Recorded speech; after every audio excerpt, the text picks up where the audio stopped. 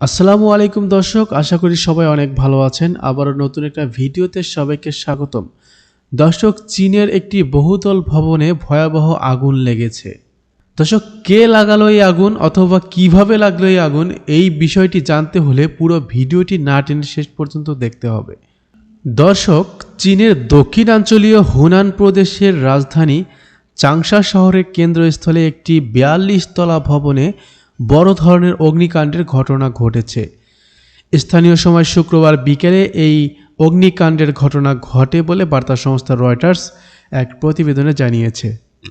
২০০ মিটারেরও বেশি উচ্চতার রাষ্ট্রীয় মালিকানাধীন টেলিকমিউনিকেশন কোম্পানি চায়না টেলিকমের ভবনটির কয়েক ডজন তলায় ভয়াবহ আগুন ছড়িয়ে পড়েছে। আকাশে ঘন ধোঁয়ার কুণ্ডলী উঠছে বলে চীনের রাষ্ট্রীয় সম্প্রচার মাধ্যম সিসিটিভি জানিয়েছে। সিসিটিভি আরও জানায়, দমকল বাহিনীর কর্মীরা আগুন নিয়ন্ত্রণ ও উদ্ধার অভিযান শুরু করেছে। ঘটনাস্থলে ৩৬টি ফায়ার ট্রাক এবং ২৮০ জন দমকল কর্মী মোতায়েন করা হয়েছে।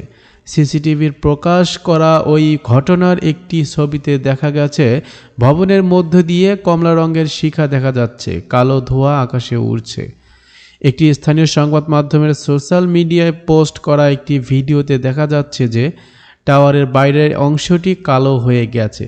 শেষ খবর পাওয়া পর্যন্ত আগুন নিভিয়ে ফেলা হয়েছে এবং কোনো হতাহতের খবর পাওয়া যায়নি বলে হুনানের দমকল বিভাগ জানিয়েছে। দর্শক, এই ছিল এখনকার মতো সর্বশেষ আপডেট সংবাদ। পরবর্তী আপডেট পেতে আমাদের চ্যানেলটি এখনই সাবস্ক্রাইব করুন। ধন্যবাদ।